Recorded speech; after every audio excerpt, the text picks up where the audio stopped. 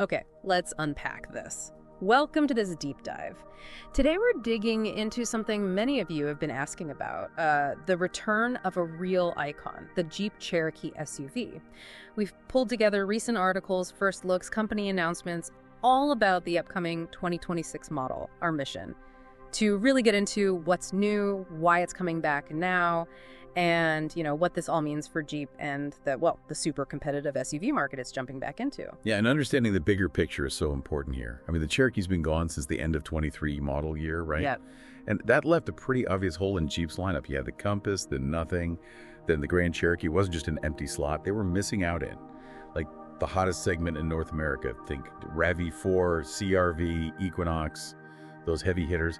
And Jeep, well, they've been having a tough time sales-wise. Sales declines year over year in the U.S., down 10% just in the first quarter this year. So bringing the Cherokee back, it's not just filling a space. It feels absolutely critical for them to, turn things around. It's definitely high stakes. High stakes is right. And you see that immediately when you look at the pictures, the styling. The last generation, it sort of strayed from that classic Jeep vibe, didn't it? That this 2026 model, wow, it's a huge swing back towards heritage. They're clearly nodding to the old XJ models, the originals from the 80s, 90s. Super boxy. Define the nameplate for a lot of people. You can see it in that much flatter front end, the squared off headlights. They really look like those old sealed beams.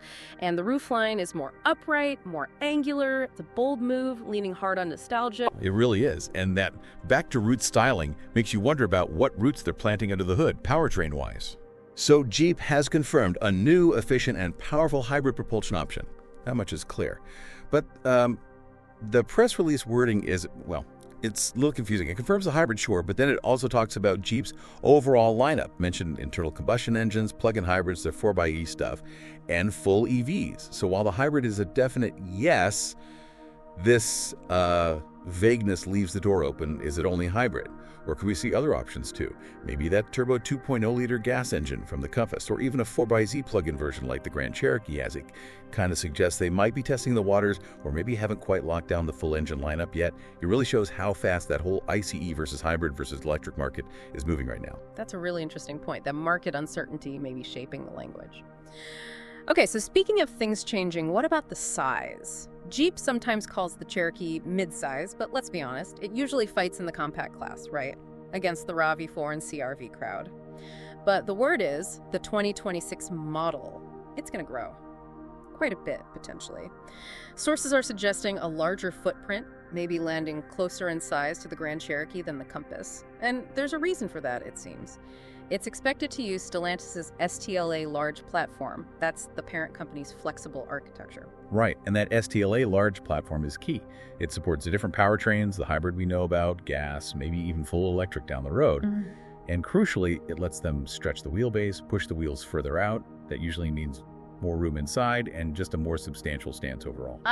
Okay, so that platform connects to more than just size and powertrain flexibility. What about inside, the tech?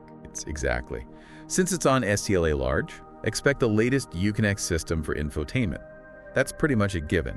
And maybe, on the higher-end trims, we could even see that third screen for the passenger, like they showed on the Wagoneer SEV. That also uses STLA Large.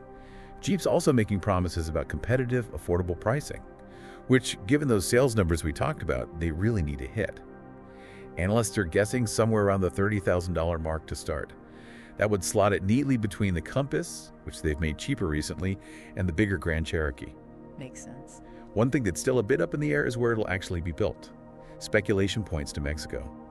Apparently that decision was made before all the current tariff talk, which is interesting because the old one was built in Illinois, at that plant that's now idled. Gotcha. So let's sort of recap this first look at the returning Cherokee. We're seeing a big visual shift back to the classic boxy Jeep look, a definite hybrid option, but maybe other powertrains too. Likely getting bigger thanks to that new platform, and a promise of competitive pricing right in the heart of that huge SUV segment. Right, which brings us to the big question we want to leave you with. As this revitalized Cherokee gets ready to launch, mixing that classic style people love with new tech, a hybrid powertrain, possibly more size, how is it going to stand out? I mean, how will it cut through all the noise in that incredibly crowded compact SUV market? And really, just how crucial is its success for driving that sales turnaround Jeep really needs right now?